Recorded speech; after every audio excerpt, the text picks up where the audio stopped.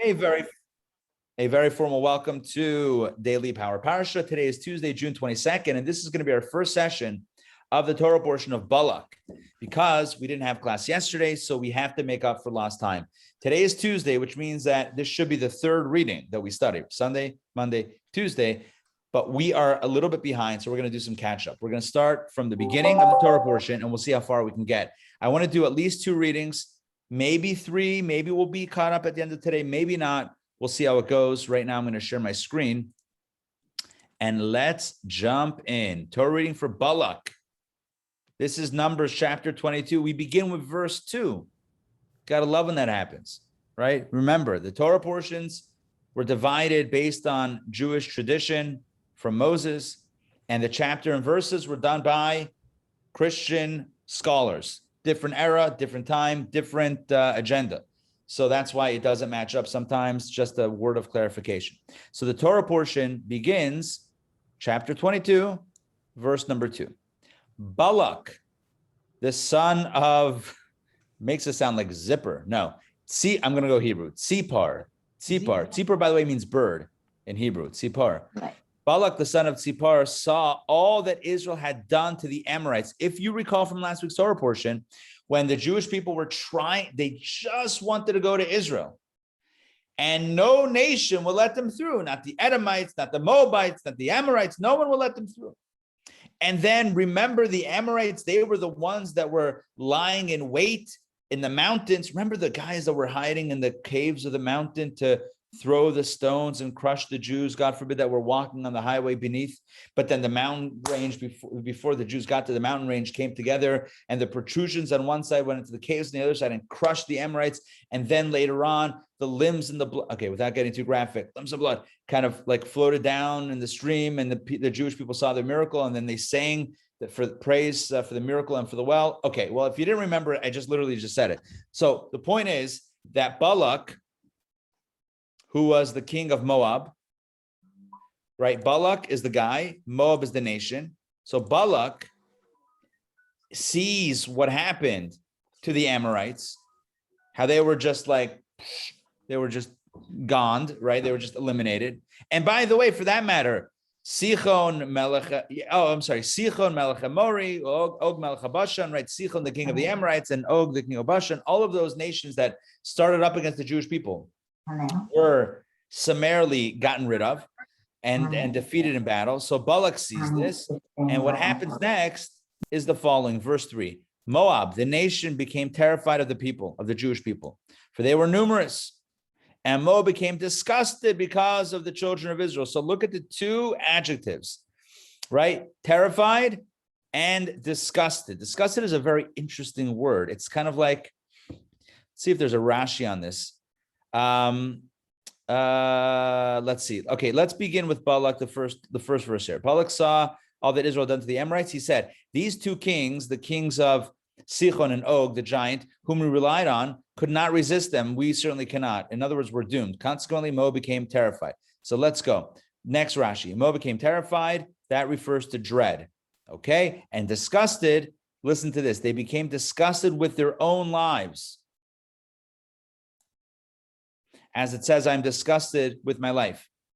This is an abbreviated verse. Okay, they were disgusted with their own lives.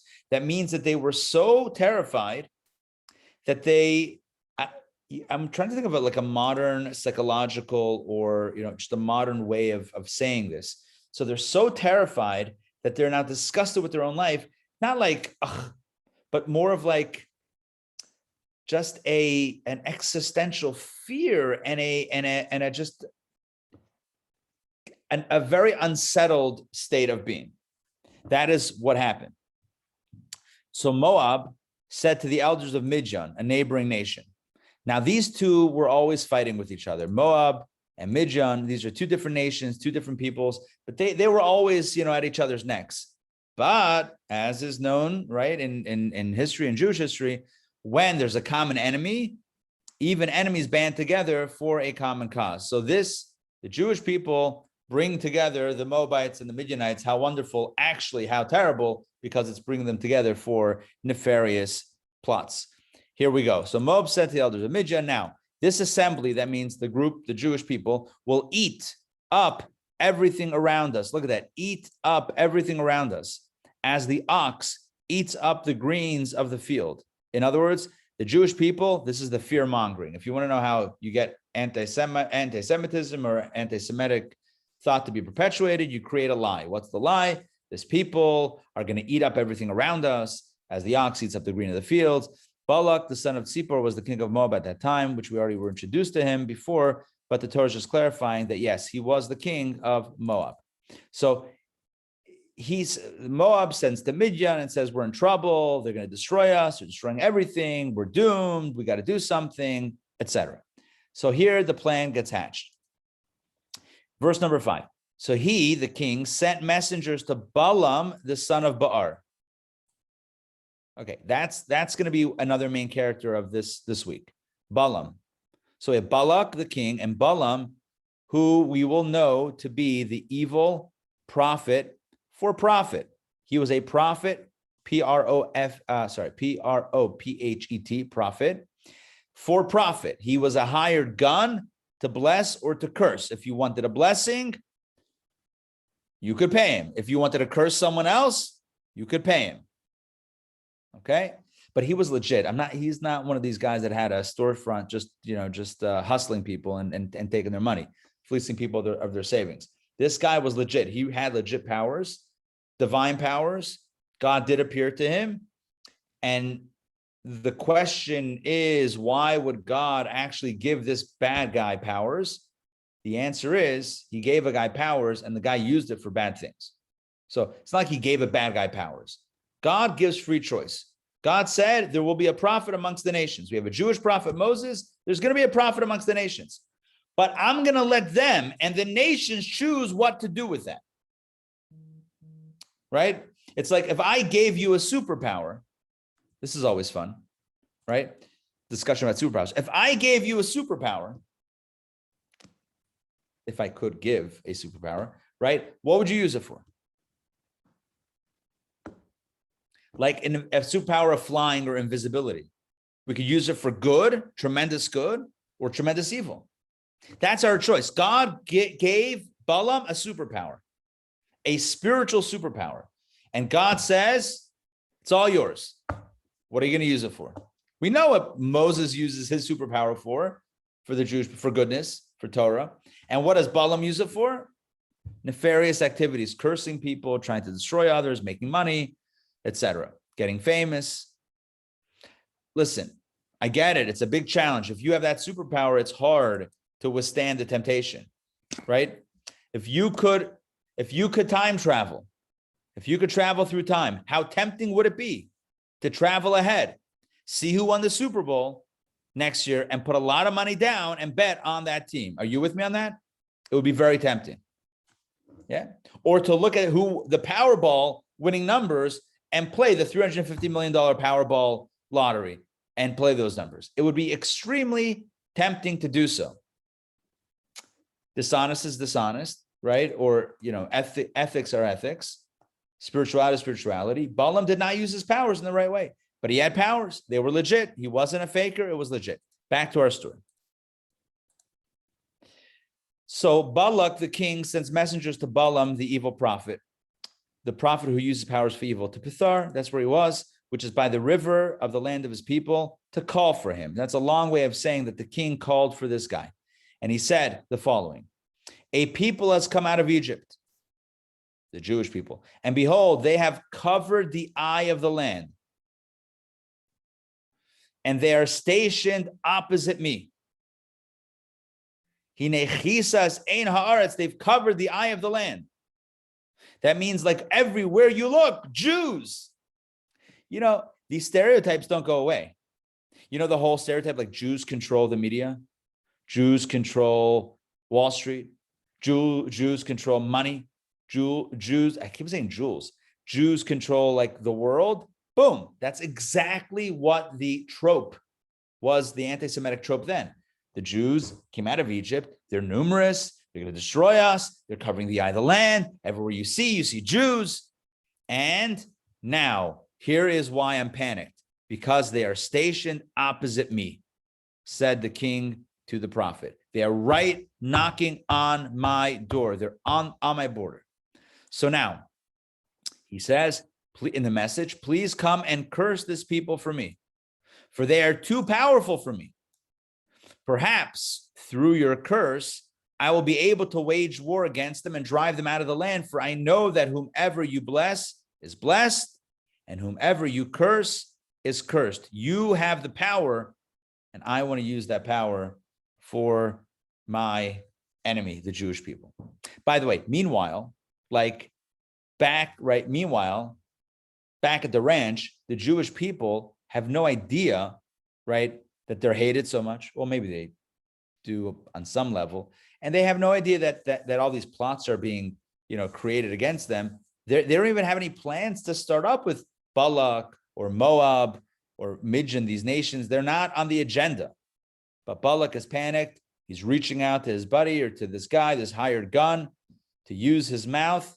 He harms through his mouth. Some people harm through their fists. He harms through his mouth. Okay. So the elders of Moab and the elders of Midian went, right? Because remember, these two nations were teaming up now, Moab and Midian. So they collectively went with magic charms in their hands, not lucky charms. That's cereal. Magic charms in their hands. That must be some sort of sorcery. Remember, this guy was like an evil prophet, black magic, the occult, or whatever. He was like this evil oracle. So they had these sorcery things in their hands, and they came to Balaam, to the prophet, to the evil prophet, and conveyed Balak's message, the king's message, to him. So the prophet said to the messengers, he said to them as follows: give me the night. I'll give you an answer tomorrow. Lodge here for the night, and I will give you an answer when the Lord speaks to me. Because, just to explain, God would appear to him at night in a dream. So he says, look, I hear the question. I need to consult with God. Stay the night. I'll give the answer tomorrow. So the Moabite nobles stayed with Balaam. Okay, so they stayed overnight.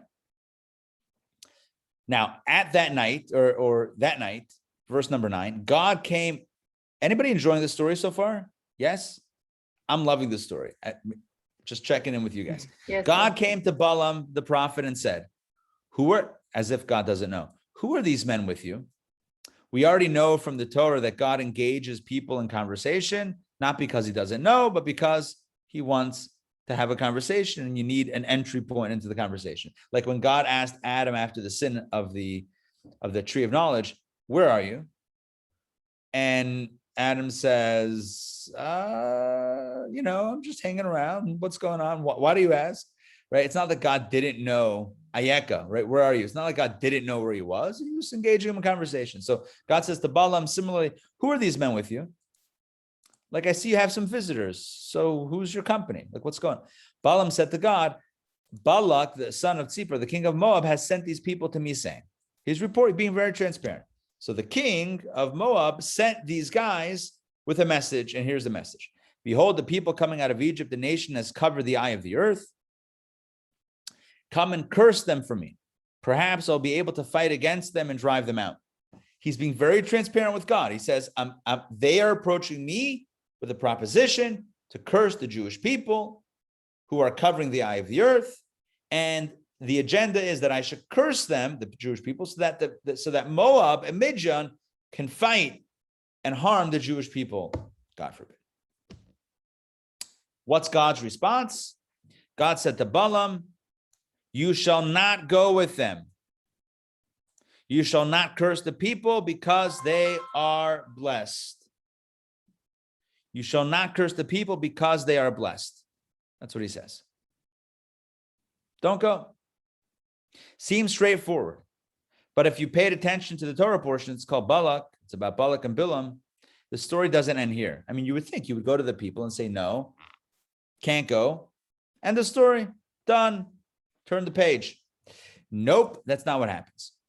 Second reading, Numbers chapter 22, verse 13. Give me a second.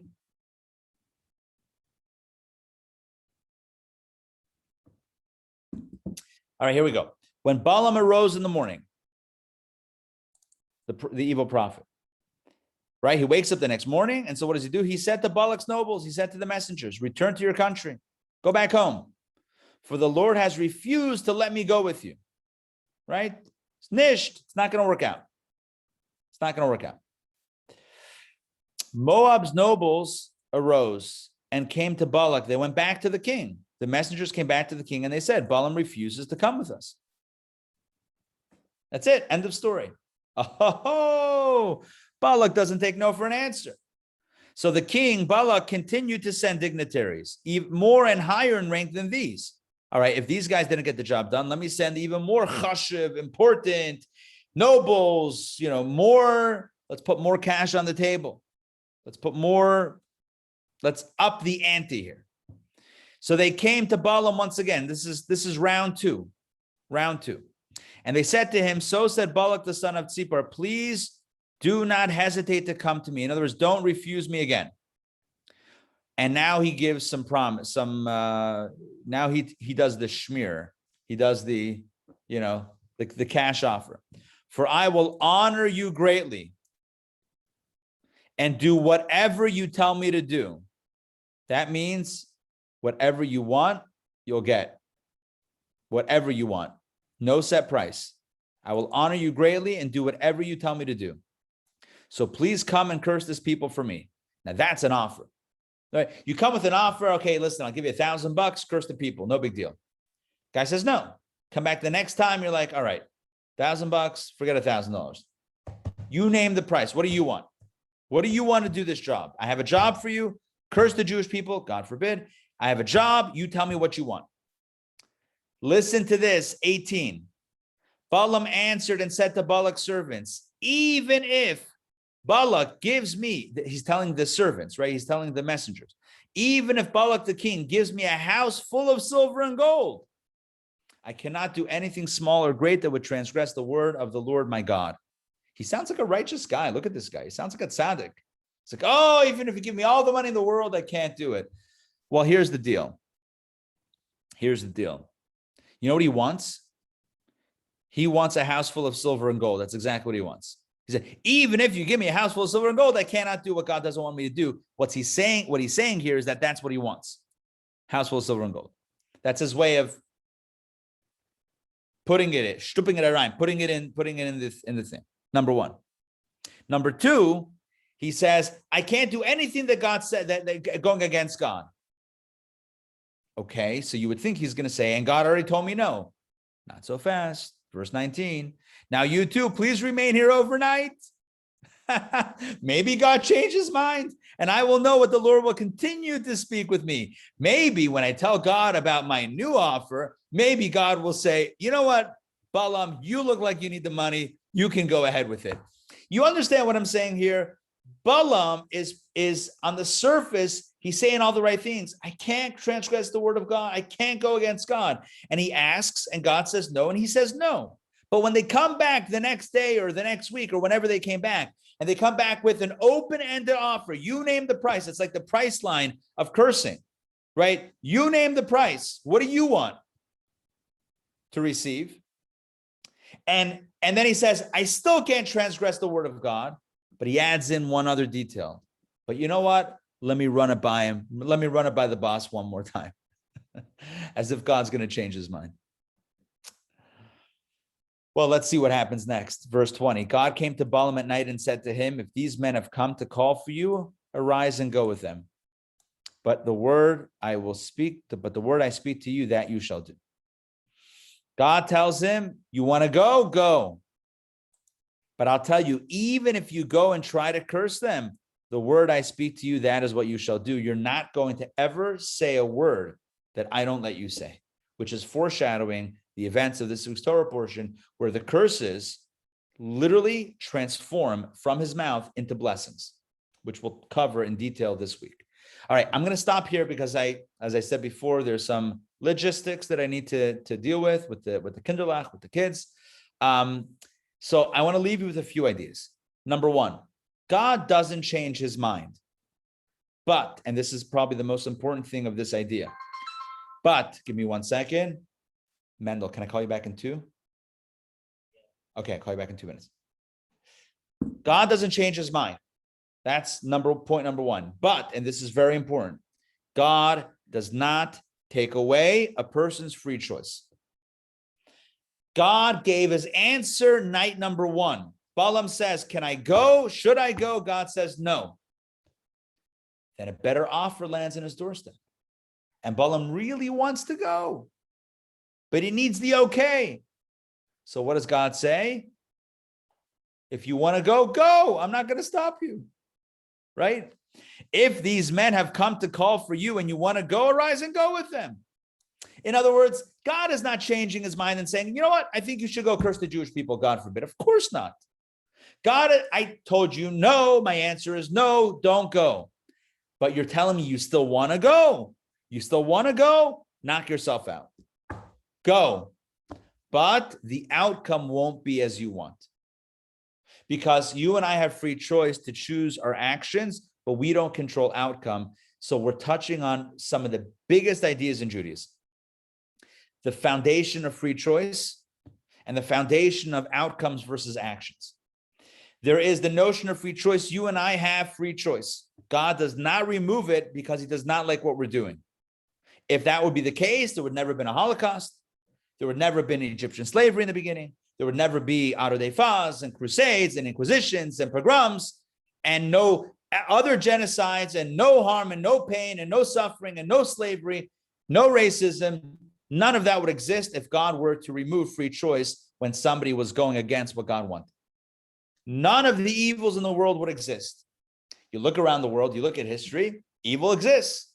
So what's the answer? God does not take away free choice. And that is what God is asserting to Balaam in verse 20. You asked me what you should do. I told you. Now you're telling me you want to go? Go. Not that I'm changing my mind, but I'm granting you free choice. Freedom of choice. You can choose. I'm not going to stop you. That's point number one. And point number two is, at the same time, you are not guaranteed your outcome. You could have a nefarious plot. I reserve the right to intervene in the outcome, not in the choice, not in the action, but in the outcome. God does intervene sometimes in outcomes. Now, you could ask the question, how come God doesn't always intervene in outcomes? And to that, I don't have an answer. That's God. God knows when and why. But you and I know that action doesn't equal outcome. In business, we can make all the phone calls, all the connections, and the deal falls through. We could do nothing, and somebody calls us up out of nowhere for a deal. So outcomes are a little bit separated from action. We saw this with Joseph. Joseph goes to the butler and says, put in a good word, and he forgets. And it's only 2 years later that Pharaoh has dreams, and Joseph is collected from prison and asked to speak before the king and becomes viceroy. Action and outcome is not always. Sometimes it's synced up. Sometimes there's a separation. God says to Balaam, you're going to curse. You want to go curse? Curse. But I reserve the right. The outcome. You're going to say curses, but out might come blessings. I reserve that right. I hope that makes sense. So those are two, the idea, the principle of free choice and the principle of that we don't control outcomes. We just control choices. Those two are very important. Also, it's a lesson in life not to own outcome. Like, don't get down if we tried and we didn't succeed. We just have to try again because the outcomes are not always in our control. There's a lot of messages that spin off from these two ideas, but for the sake of time, we have to end here. I also want to mention one more thing very quickly. Part of the fear mongering was about the Jewish people covering the eye of the land. They have covered the eye of the land. I want to tell you a positive take on that. It's our job to cover the eye of the land, not necessarily physically with people, but eye is the view or the perception. Eye is how people look at things.